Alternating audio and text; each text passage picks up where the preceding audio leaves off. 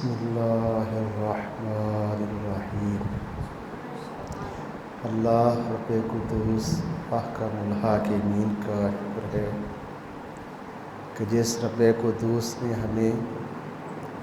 ماہ مقدس رمضان المعظم کی بابرکت ساعتیں دیکھنا نصیب فرمائی۔ حبیب پاک صلی اللہ علیہ وسلم نے ارشاد فرمایا کہ اگر میری امت کو یہ معلوم ہو جائے کہ ماہ رمضان المقدس کی عظمت اللہ کی بارگاہ میں کیا ہے تو میری امت یہ خواہش کرے کاش ہمیشہ ہی رمضان رہے۔ اور حدیث مقدس میں ہے، حبیب پاک صلی اللہ علیہ وسلم ارشاد فرماتے ہیں کہ ماہ مقدس کے 3 اشرے ہیں۔ اولہ رحمت، پہلا حصہ رحمت ہے، اوسطہ مغفرہ، دوسرا حصہ مغفرت کا ہے، وآخرہ عتق من النار، اور تیسرا حصہ دوزخ سے آزادی کا ہے۔ تو یہ اللہ کا کرم ہے کہ جس اللہ نے ہمیں رحمت، مغفرت اور دوزخ سے آزادی حاصل کرنے کے لیے بہترین موقع عطا فرمایا ہے۔ ابھی تیسرا عشرہ شروع ہونے والا ہے، جس کے 2 دن باقی ہیں۔ صبح 19واں روزہ ہوگا اور آگے 20واں روزہ ہے، اور اس کے بعد 21ویں روزے سے تیسرا عشرہ ماہ رمضان مبارک کا شروع ہو رہا ہے۔ حبیب پاک صلی اللہ علیہ وسلم نے ماہ مقدس رمضان المعظم کے تیسرے عشرہ میں اعتکاف کو سنت بنایا ہے۔ اعتکاف کا لغوی معنی و مفہوم یہ ہے اپنے آپ کو روک لینا، بند کرنا، اپنے آپ کو دنیاوی معاملات سے علیحدہ رکھنا۔ اور اصطلاحی طور پر اعتکاف سے مراد یہ ہے کہ مسجد میں اللہ رب قدوس کو راضی کرنے کی نیت سے 10 دنوں کے لیے، یعنی عید الفطر کے چاند کے طلوع ہونے کا یقین ہونے تک اللہ کی رضا کے لیے عبادت و ریاضت میں وقت کو گزارنا، یہ اعتکاف ہے۔ اعتکاف سنت کفایہ ہے۔ سنت کفایہ کا مطلب یہ ہوتا ہے کہ محلہ داروں میں جتنے بھی محلہ کے لوگ ہیں ان میں سے اگر صرف ایک بندہ بھی اعتکاف کر لے تو باقیوں پر سے گناہ اٹھ جاتا ہے، سارے گناہ گار نہیں ہوں گے۔ اور اگر پورے محلہ میں ایک شخص بھی اعتکاف نہیں کرتا تو پورے کے پورے محلہ والے گناہ گار ہوں گے۔ یہ اعتکاف سنت کفایہ بنا دیا گیا ہے۔ ہم اعتکاف کے حوالے سے چند ضروری مسائل بیان کرنا چاہ رہے ہیں۔ اعتکاف کرنے والا شخص جو ہے اس کے لیے جو ضروری معاملات ہوتے ہیں ان میں سے ایک معاملہ یہ ہے کہ وہ ان آخری عشرے میں یعنی 20ویں روزے کے نماز عصر سے لے کر نماز عصر کے وقت تیاری کرے اور غروب آفتاب سے تقریباً 20 یا 25 منٹ پہلے اعتکاف گاہ میں پہنچے، اور عید الفطر کے چاند کے طلوع ہونے کی یقینی خبر حاصل کرنے تک کے لیے وہ مسجد میں رہے گا۔ کھانا مسجد میں ہی کھائے گا، سونا بھی اس نے مسجد میں ہی ہے۔ اور اعتکاف کرنے والا شخص وہ کسی بھی شخص کا اگر جنازہ پڑھنا پڑے تو جنازہ پڑھنے کے لیے وہ نہیں جا سکتا۔ اگر کوئی بیمار ہو گیا تو اس کی عیادت کرنے کے لیے، بیمار پرسی کرنے کے لیے اس کو اجازت نہیں ہے۔ اعتکاف کے دنوں میں اعتکاف کرنے والا شخص سگریٹ، حقہ نہیں استعمال کرے گا، فضول باتیں نہیں کرے گا، موبائل کا استعمال نہیں کرے گا، یعنی کوئی بھی لغو، فضول باتیں یا لغو اور فضول کام اعتکاف میں اس کے لیے اجازت نہیں ہے۔ اور اعتکاف میں اگر اس شخص کو ان 9 یا 10 دنوں میں غسل کی حاجت ہو جائے، اس کے لیے اجازت ہے کہ وہ مسجد کے باہر قریب ترین جگہ پر جہاں نہانے کا اہتمام ہے، وجوبی غسل کے حوالے سے وہاں غسل کر سکتا ہے اور غسل کرتے ہی فوری واپس پہنچ جائے۔ البتہ اگر وہ شخص ضرورت کے بغیر، احتلام وغیرہ کے بغیر ایسے ہی بس غسل کرتا ہے، اس کی عادت ہے روزانہ غسل کرنے کی، یا وہ یہ محسوس کرے کہ گرمی ہے لہذا میں غسل کروں، ایسی صورتوں میں اگر غسل کرے گا تو اس کا اعتکاف فاسد ہو جائے گا، اعتکاف ٹوٹ جائے گا۔ شوقیہ غسل کرنے کی اجازت نہیں ہے، گرمی کی وجہ سے غسل کی اجازت نہیں ہے۔ یہ فقہائے کرام نے کتابوں میں، فقہی کتابوں میں اس کی تفصیل بیان فرمائی ہے۔ والد گرامی قبلہ جمال الفقہاء رحمۃ اللہ تعالی علیہ نے انوار الفتاوی شریف میں ایک جگہ پہ گرمی کے دنوں میں غسل کے حوالے سے جو مسئلہ واضح فرمایا ہے، مختلف کتابوں کے حوالے سے قبلہ جمال الفقہاء رحمۃ اللہ علیہ نے انوار الفتاوی میں یہ بات لکھی۔ اس میں یہ ہے کہ پہلی بات تو یہ ہے کہ شوقیہ غسل کی اجازت ہی نہیں۔ نمبر 2، اگر وہ اتنا ہی مجبور ہے کہ اس کو غسل کرنے کی بہت ہی ضرورت محسوس ہو رہی ہے وجوبی غسل کے علاوہ، تو اس کے لیے صرف فقہاء نے یہ اجازت عطا فرمائی ہے کہ وہ مسجد کے صحن میں ایک بہت بڑا پولیتھین بچھا لے، اور پولیتھین بچھانے کے بعد اس پر ایک ٹب رکھے جس میں پانی ڈالا ہوا ہو، اور وہ شخص اعتکاف والا جو ہے وہ اس ٹب میں بیٹھ کر وہ پانی کی ٹھنڈک حاصل کرے 5 منٹ 10 منٹ، اور پانی سے ٹھنڈک حاصل کرنے کے بعد ٹب میں سے کھڑا ہو اور پولیتھین پر کھڑا ہو جائے اور وہیں اپنے جسم کو خشک کرے، یعنی اضافی طور پہ چھینٹے پانی کے قطرے نہ گریں،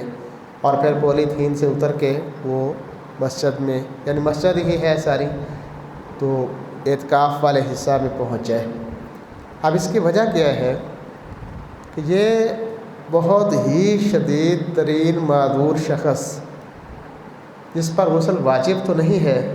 صرف وہ گرمی کی وجہ سے ٹھنڈک حاصل کرنا چاہتا ہے،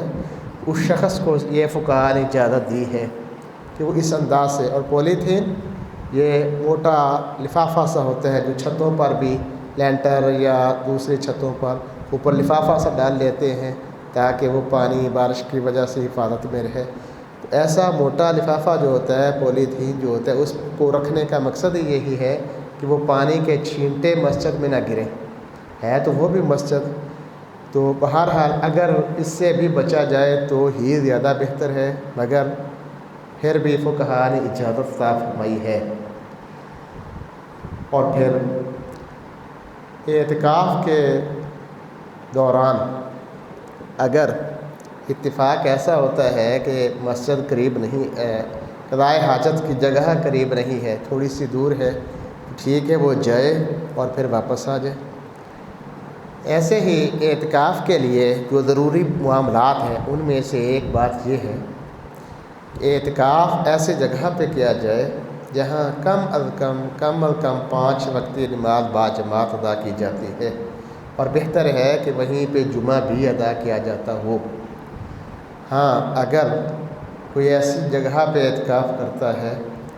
کہ جہاں نماز تو 5 وقتی پڑھی جاتی ہے باجماعت مگر جمعہ نہیں ہے،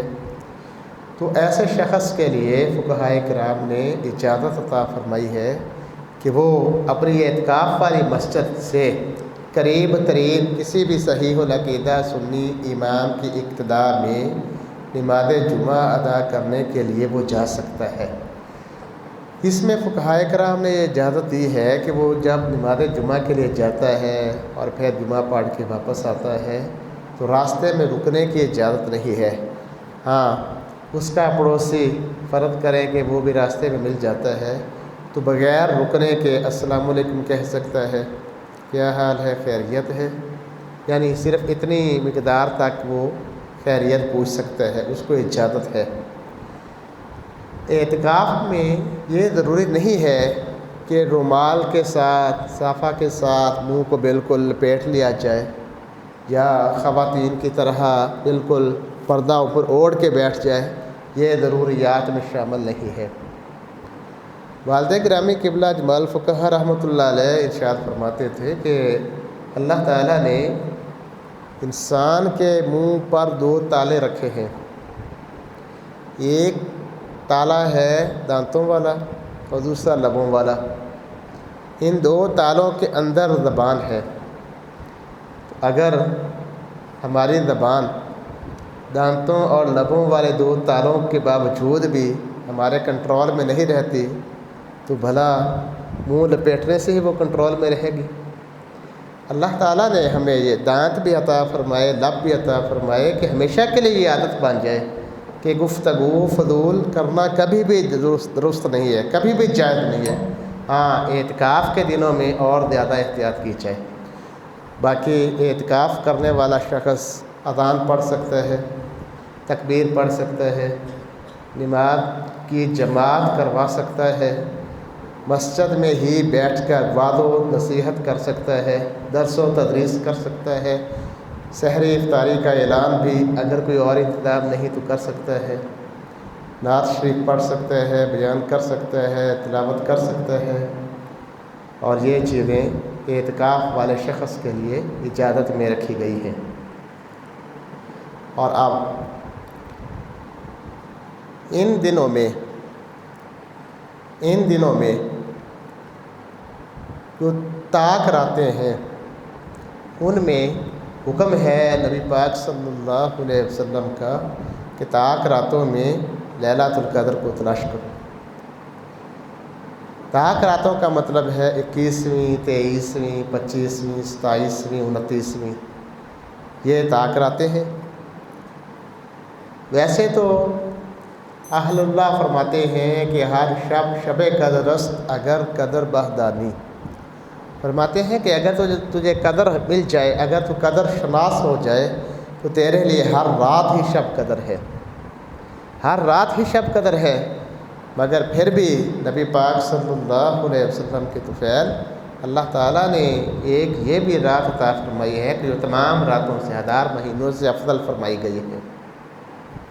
لیلۃ القدر میں حکم ہے کہ تلاش کرو۔ ام المؤمنین سیدہ عائشہ صدیقہ رضی اللہ تعالی عنہا نبی پاک صلی اللہ علیہ وسلم کی بارگاہ میں عرض کرتے ہیں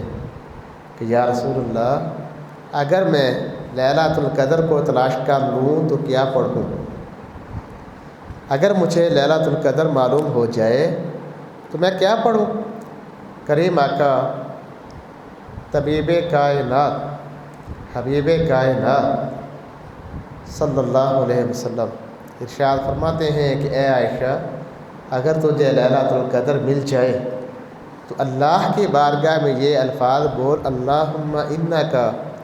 عفو تحب العفو فاعف عنی، اللہم انک عفو تحب العفو فاعف عنی، یہ دعا پڑھ۔ اور بعد محدثین فقہا نے یہ بھی فرمایا ہے کہ اس کو ایک لفظ کے اضافے کے ساتھ بھی پڑھنا درست ہے، اللہم انک عفو کریم تحب العفو فاعف عنی۔ تو اللہ تعالیٰ توفیق خیر عطا فرمائے۔ جو اعتکاف کرنے کا ارادہ رکھتے ہیں ان کو یہ چند ضروری مسائل جو میں نے بیان کیے ہیں یہ ذہن نشین رکھنے ضروری ہیں، اور مسجد میں وہ اعتکاف کریں گے، اور منہ کو ڈھانپنا ضروری نہیں ہے، بس وہ ایک علامتی نشان ہوتا ہے، اگر کر لیا جائے ٹھیک ہے، نہ کیا جائے تو پھر بھی کوئی حرج نہیں ہے، یہ ضروری نہیں ہے۔ اور مسجد میں جو کمرے کے خیمے کی صورت میں اہتمام کیا جاتا ہے وہ بھی اعتکاف کے ضروریات میں واجبات میں شامل نہیں ہے، وہ صرف ایک علامتی نشان ہوتا ہے کہ کسی بھی نئے شخص کو آنے والے کو معلوم ہو جائے کہ یہ خیمہ لگا ہوا ہے، اس میں اعتکاف کرنے والے لوگ موجود ہیں، صرف وہ ایک علامتی نشان ہے، ضروریات میں شامل نہیں ہے۔ یہاں پہ یہ بھی میں گزارش کرنا چاہ رہا ہوں کہ یہ مسائل تو تھے مردوں سے متعلقہ، آپ مسائل تقریباً سارے ایک جیسے ہی ہیں مردوں کے لیے بھی اور خواتین کے لیے بھی، البتہ خواتین کے لیے جو کچھ مردوں سے ہٹ کے جو مسائل ہیں ان میں یہ چیز شامل ہے کہ عورت جو ہے وہ گھر میں ہی اعتکاف کرے گی، عورت کو مسجد میں اعتکاف کی اجازت نہیں ہے۔ ہاں اگر مسجد میں کوئی خواتین کے لیے مستقل علیحدہ حجرہ تیار کیا ہوا ہو تو وہ ایک الگ نوعیت ہے، لیکن بہتر یہی ہے کہ عورت جو ہے وہ اپنے گھر میں ہی اعتکاف کرے، اور گھر میں وہ اپنے گھر کے حصے میں وہ انتخاب کرے کہ یہ حصہ میرا اعتکاف گاہ ہے، اور وہ ان دنوں میں اسی جگہ پہ موجود رہے اور عبادت و ریاضت میں مصروف رہے۔ اللہ کریم توفیق خیر عطا فرمائے۔ اور یہ 20واں روزہ یعنی 2023 میں 11 اپریل بروز منگل نماز عصر تک اعتکاف کرنے والے لوگ تیار ہو چکے، اور 11 اپریل 2023 کو منگل والے دن 20واں روزہ ہوگا، اور اس دن نماز مغرب سے یعنی افطاری ٹائم سے تقریباً 20 منٹ پہلے اعتکاف کرنے والے لوگ اپنی اعتکاف گاہوں میں پہنچ جائیں، اور وہیں پہ اعتکاف کی نیت کر کے اعتکاف گاہ میں پہنچیں، اور اعتکاف گاہ میں ہی وہ افطاری بھی کریں گے اور باقی ٹائم وہیں پہ گزاریں گے۔ اور جب عید الفطر کا چاند طلوع ہونے کی یقینی خبر مل جائے تو وہ وقت ہوگا اعتکاف والوں کے اعتکاف کی تکمیل کا۔ اب اعتکاف والے کو اجازت ہوگی کہ وہ اپنے گھر جانا چاہے تو جا سکتا ہے، مگر حدیث مقدسہ میں موجود ہے اس اجازت کے باوجود ارشاد فرمایا کہ اس شخص کے لیے بہتر یہی ہے کہ وہ عید والی رات بھی اعتکاف گاہ میں ہی گزارے، بلکہ یہاں تک بھی ہے کہ جب لوگوں کے دل مردہ ہو جائیں گے تو اس کا دل زندہ لوگوں میں شامل کیا جائے گا، کہ جو شخص اعتکاف مکمل کرنے کے باوجود بھی عید کی رات جو ہے وہ اعتکاف گاہ میں ہی عبادت و ریاضت کے ساتھ گزارے، اور صبح تیاری بھی اعتکاف گاہ میں اپنے ماحول میں کرے، اعتکاف گاہ میں نماز عید کی ادائیگی کرنے کے بعد اپنے گھر کو پلٹے۔ اللہ تعالیٰ ہم سب کو توفیق خیر عطا فرمائے۔ جو لوگ اعتکاف کرنے کا ارادہ رکھتے ہیں وہ اپنے اعتکاف کے دوران مختلف وقتوں میں ہمیشہ ذہن میں رکھیں، ان مسائل کو ذہن میں رکھیں، اور مخصوص دعائیں بھی کرتے رہیں۔ اللہ کرے لیلۃ القدر معلوم ہو جائے تو لازمی نہیں تو کم سے کم اچھی نیت کے ساتھ ہر طاق رات میں سیدہ عائشہ پاک رضی اللہ عنہا کے جو رسول اللہ نے دعا ارشاد فرمائی اللہم انک عفو تحب العفو فاعف عنی، یہ دعا پڑھتے رہیں، اور اعتکاف کے پورے دنوں میں ہی اللہ کی بارگاہ میں توبہ استغفار بھی کرتے رہیں، اور حبیب پاک صلی اللہ علیہ وسلم کی ساری امت کے حق میں دعائیں مغفرت کریں، دعائیں عافیت کریں، اور حضور کی ساری امت کے لیے، پوری امت مسلمہ کے لیے، تمام انسانیت کی بھلائی کے لیے دعا کرتے رہیں، میرے لیے بھی اپنے لیے بھی۔ اللہ تعالیٰ ہم سب کا حامی ناصر ہو، آمین۔ وما علیہ الا البلاغ المبین۔